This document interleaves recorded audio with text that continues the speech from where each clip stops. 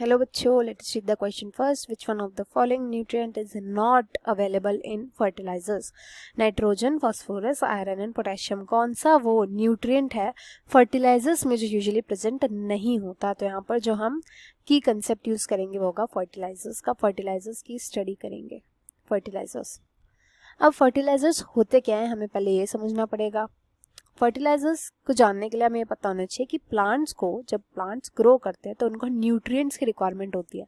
जैसे हमें न्यूट्रिएंट्स की रिक्वायरमेंट होती है ग्रो करने के लिए, ऐसी प्लांट्स को होती है. मेन जो न्यूट्रिएंट्स उनको चाहिए होता है नाइट्रोजन, पोटेशियम,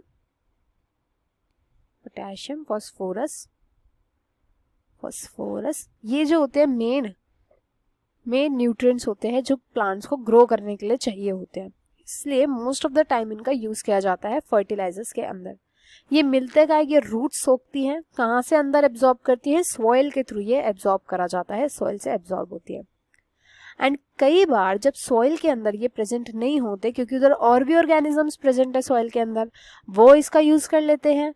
तो कई बार जब सॉइल के अंदर इसका डिप्लीशन हो जाता है, कम क्वांटिटी हो जाती है, तो हम फर्टिलाइजर्स का यूज करते हैं. फर्टिलाइजर्स यानी कि केमिकल्स के रूप में हम प्रोवाइड करवाते हैं न्यूट्रिएंट्स को. कौन से? नाइट्रोजन, पोटेशियम एंड फास्फोरस को इन द सॉइल.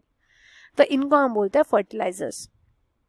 अब ये जो हम फर्टिलाइजर्स जब इनको प्रोवाइड करवाते हैं सॉइल के अंदर, तो ये क्या हेल्प करता है? प्लांट को ग्रो करने में हेल्प करेगा, उसकी डेवलपमेंट में हेल्प करेंगे सभी के सभी न्यूट्रिएंट्स. जिसके अंदर बेसिक मेटाबॉलिज्म के प्रोसेसेस चल रहे हैं उस प्लांट को ग्रो करवाने के लिए, इन सब जो एक्टिविटीज़ है इनको सबको कंप्लीट करने में ये हेल्प करते हैं, जो सभी न्यूट्रिएंट्स होते हैं nitrogen, phosphorus, potassium main. But इनके अगर प्रोज होते हैं तो कॉन्स भी होते हैं, मतलब बुराइयां भी होती है इनके अंदर. क्या बुराई होती है? कि इनका कभी भी एक्सेसिव यूज नहीं करना चाहिए जो फर्टिलाइजर्स होते हैं, क्योंकि ये वाटर पोल्यूशन भी कॉज करते हैं अगर इनका एक्सेसिव यूज हो. साथ ही साथ जब हम इनका बहुत ज़्यादा यूज़ करते हैं तो सॉइल में जो दूसरे माइक्रो ऑर्गेनिजम्स रह रहे हैं जो सॉइल के लिए बहुत इंपॉर्टेंट है, इन माइक्रो ऑर्गेनिजम्स को भी बहुत ज़्यादा हार्म पहुंचता है, तो उनके लिए भी हार्मफुल होते हैं.